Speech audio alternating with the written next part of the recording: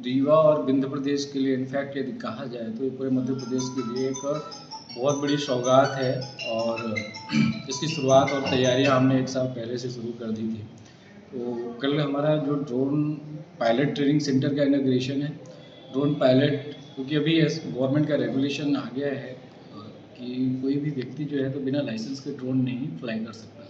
तो पहली जो प्राइमा फेसी रिक्वायरमेंट है कि ड्रोन पायलट लाइसेंस होना चाहिए व्यक्तियों के पास जो ड्रोन फ्लाई कर रहे हैं, ड्रोन उड़ा रहे हैं किसी भी फील्ड में, चाहे एग्रीकल्चर के फील्ड में हो, सिनेमा के फील्ड में हो, या आपका माइनिंग के फील्ड में हो, किसी भी फील्ड में ड्रोन लाइसेंस की आवश्यकता है।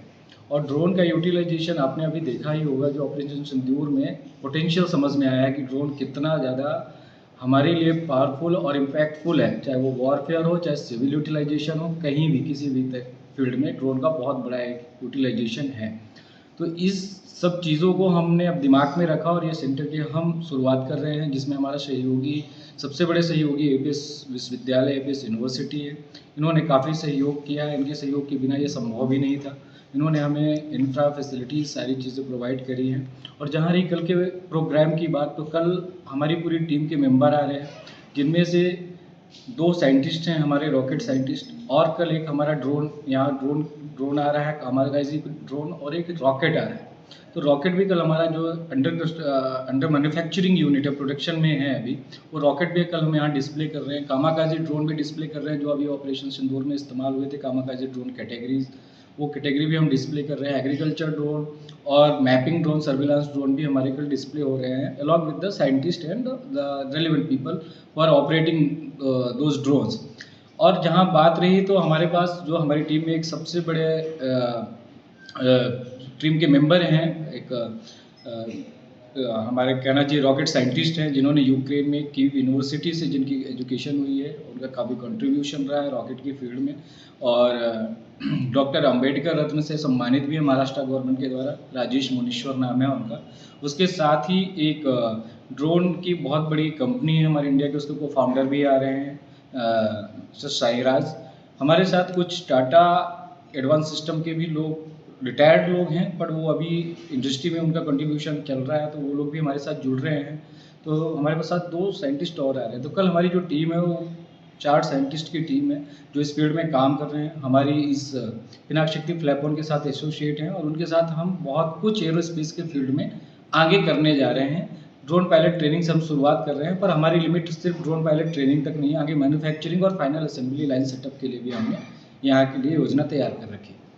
यहाँ पर विशेषताओं की यदि बात करें, तो ड्रोन अपने आप में एक विशेष प्रोडक्ट है, एक स्पेशलाइज्ड प्रोडक्ट है। क्योंकि अभी तक हम लोग यदि बात करें एरोस्पेस और एविएशन फील्ड की, तो हम लोग हेलीकॉप्टर और एयरक्राफ्ट तक सीमित थे। पर ये एक ऐसी चीज़ है, एक ऐसा डिवाइस और मशीनरी है जिसको आप रिमोटली कंट्रोल कर सकते हो।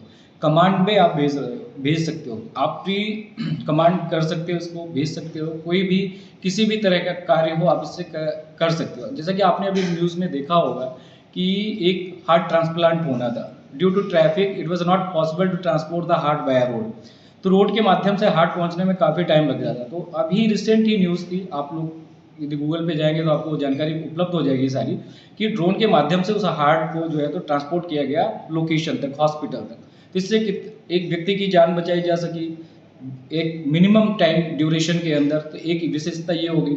एग्रीकल्चर की फील्ड की बात करें, तो आज की डेट में भारत हमारा वैसे ही कृषि प्रधान देश के कैटेगरी में आता है, और एग्रीकल्चर में बहुत सारी नई तकनीकों का इजाद हुआ है। अब यदि ड्रोन की स्पेसिफिकली बात करें आप, तो एक ड्रोन के माध्यम से आप कीटनाशक दवाइयों का छिड़काव मिनिमम टाइम में कर सकते हैं। जहां आपको 1 दिन 2 दिन का समय लगता है, तो वहाँ 1-2 घंटे में आप पेस्टिसाइड्स और कीटनाशक दवाइयों का छिड़काव कर सकते हैं। क्रॉप मॉनिटरिंग, फसल की देखरेख की जा सकती है।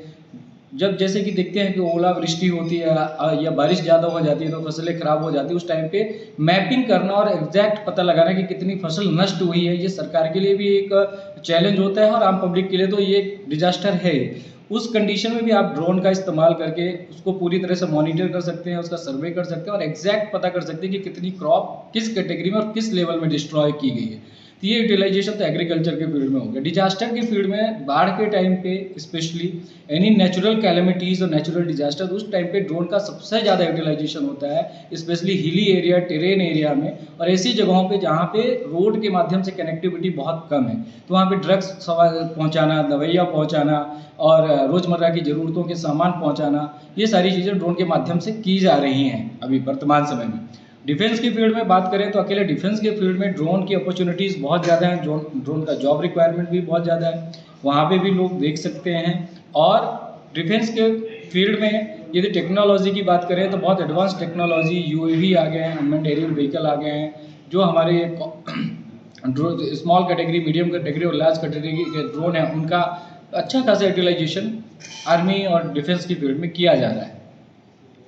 कल समय क्या रखा गया है? कल का इनॉग्रेशन माननीय उप मुख्यमंत्री जी की मुख्य उपस्थिति में, हमारे मुख्य अतिथि हैं माननीय उप मुख्यमंत्री जी, हमने उनसे रिक्वेस्ट करी, उनसे समय मांगा है। कल उन्होंने हमें शाम का समय दिया है, 4 बजे से ये प्रोग्राम की शुरुआत होगी और इसमें जो भी हमारे टीम मेंबर आ रहे हैं, जो भी वैज्ञानिक आ रहे हैं, साइंटिस्ट आ रहे हैं, उन सब लोग अपने अपने व्याख्यान रखेंगे, अपना एक लेक्चर रखेंगे शॉर्ट और ब्रीफ कि क्या यूटिलाइजेशन है ड्रोन का, ड्रोन टेक्नोलॉजी क्यों इतनी इम्पॉर्टेंट है। तो 4 बजे से लेकर ये प्रोग्राम हमने रखा है और आगे जब तक जितना भी समय हमें मिलेगा और चीज़ों को एक्सप्लेन करने का, बताने का, तब तक ये प्रोग्राम जारी रहेगा। शुभ नाम सर? जी, मेरा नाम सत्येंद्र शर्मा है, मैं एरोस्पेस इंजीनियर हूँ और मुझे एविएशन और एरोस्पेस की फील्ड में लगभग 12 साल से ऊपर हो गया है। रीवा से ही पढ़ा हूँ मैं, गवर्नमेंट स्कूल से मेरी बेसिक एजुकेशन हुई है। इसके बाद फिर एक प्राइवेट विद्यालय से रीवा में मेरी +2 तक एजुकेशन हुई है। उसके बाद फिर मैं बाहर गया, मैंने एरोनॉटिकल इंजीनियरिंग की है, मास्टर्स किया एरोस्पेस की फील्ड में, DTT के लिए।